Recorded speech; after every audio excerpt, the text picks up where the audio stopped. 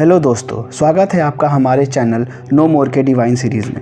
आज के इस वीडियो में हम बात करेंगे कि कैसे नंदी महाराज भगवान शिव जी के वाहन बने। दोस्तों, अक्सर ये देखा जाता है कि भगवान शिव जी की मूर्ति के सामने या उनके मंदिर के बाहर शिव जी के वाहन नंदी की मूर्ति स्थापित होती है। नंदी बैल को पुराणों में भी विशेष स्थान दिया गया है। नंदी शिव जी के केवल वाहन ही नहीं बल्कि उनके भक्त, उनके साथी और उनके मित्र भी हैं। दोस्तों, नंदी जी को तो शिव जी के वाहन के रूप में हम सभी जानते हैं, लेकिन इन दोनों का मिलन किन परिस्थितियों में हुआ, कैसे एक सामान्य सा युवक बैल के रूप में दिखने लगा और कैसे वो शिव जी के परम प्रिय हो गए, चलिए हम आपको बताते हैं नंदी बैल का आध्यात्मिक रहस्य। पुराणों के अनुसार शिलाद ऋषि ने आजीवन ब्रह्मचार्य रहने का व्रत लिया था। एक बार ब्रह्मचारी व्रत का पालन करते हुए शिलाद ऋषि को यह भय सताने लगा कि उनकी मृत्यु के पश्चात उनका पूरा वंश समाप्त हो जाएगा। इसीलिए उन्होंने एक बच्चा गोद लेने का निश्चय किया। परंतु शिलाद ऋषि किसी आम बच्चे को नहीं बल्कि एक ऐसी संतान को अपनाना चाहते थे जिसके साथ भगवान शिव का आशीर्वाद हो और वह असामान्य रूप से आध्यात्मिक हो। इसी उद्देश्य के लिए शिलाद ऋषि ने भगवान शिव जी की आराधना शुरू।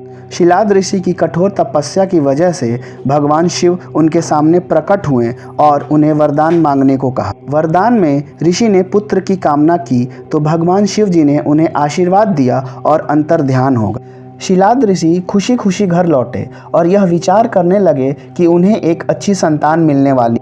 अगले ही दिन वो खेती करने के लिए खेत पहुँचे, जहाँ उन्हें एक खूबसूरत नवजात शिशु मिला। वह बेहद आकर्षक तो था ही, उसके चेहरे पर एक अजीब सा तेज था। इतने में ही उन्हें एक आवाज़ सुनाई दी, यही तुम्हारी संतान है, इसका अच्छी तरह पालन पोषण करना। शिलाद ऋषि उस बच्चे को लेकर अपने आश्रम लौट आए और उसे बेहद प्रेम और स्नेह के साथ पालने लगे। इस बच्चे का नाम उन्होंने नंदी रखा, जो बचपन से ही आध्यात्मिक और अपने पिता का आदर करने वाला था। शिलाद ने नंदी को वेदों के साथ साथ नैतिक शिक्षा का भी अच्छा ज्ञान दिया था। कुछ सालों बाद शिलाद ऋषि के आश्रम में दो संत पधारे, मित्र और वरुण। शिलाद ने अच्छी तरह उनकी आवभगत की और उन्हें पेट भरकर भोजन करवाया। नंदी ने भी अपने पिता के कहने पर उन संतों का खूब ध्यान रखा और किसी भी प्रकार की शिकायत का अवसर नहीं दी।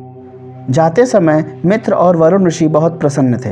ऋषि के प्रस्थान करने से पहले शिलाद और नंदी ने उनका आशीर्वाद लिया। जब शिलाद ऋषि ने उन साधुओं को प्रणाम किया तब उन दोनों ने उन्हें लंबे और खुशहाल जीवन का आशीर्वाद दिया। लेकिन जब नंदी ने साधुओं के चरण स्पर्श किए तो दोनों ही साधु परेशान हो। साधुओं के चेहरे की परेशानी शिलाद ऋषि ने भांप ली। इसीलिए जैसे ही वे आश्रम से बाहर निकले, शिलाद ऋषि ने उन्हें रोककर उनकी परेशानी का कारण पूछा।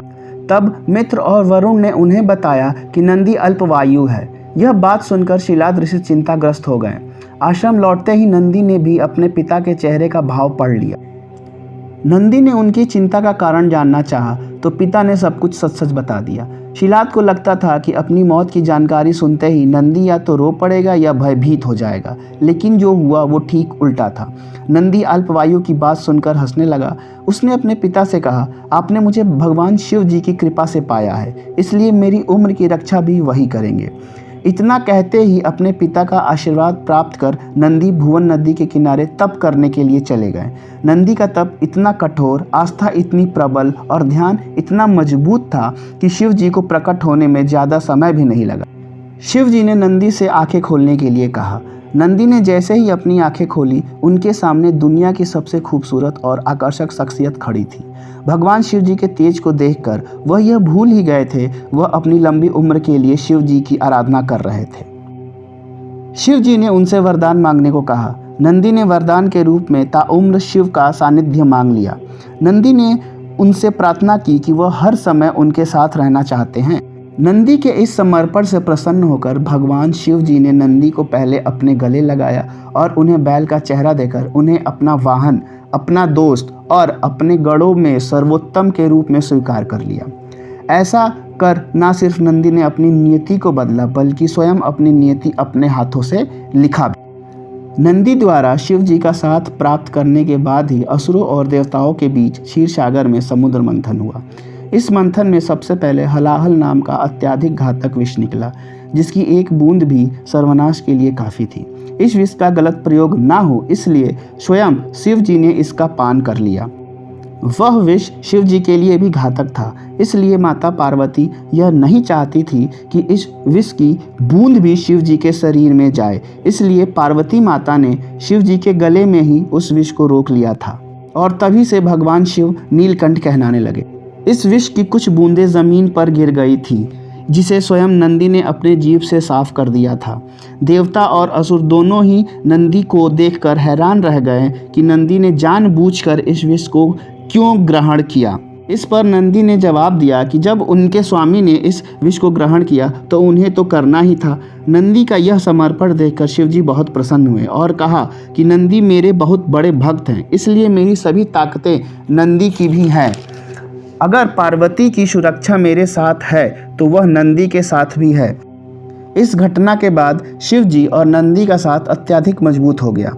शिव जी और नंदी के बीच इसी संबंध की वजह से शिव जी की मूर्ति के साथ नंदी की प्रतिमा भी स्थापित की जाती है।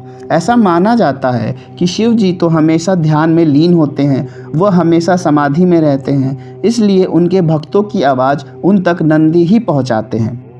इसलिए नंदी के कान में की गई प्रार्थना नंदी की अपने स्वामी से प्रार्थना बन जाती है और वह शिव जी को इसे पूरा करने के लिए कहते हैं।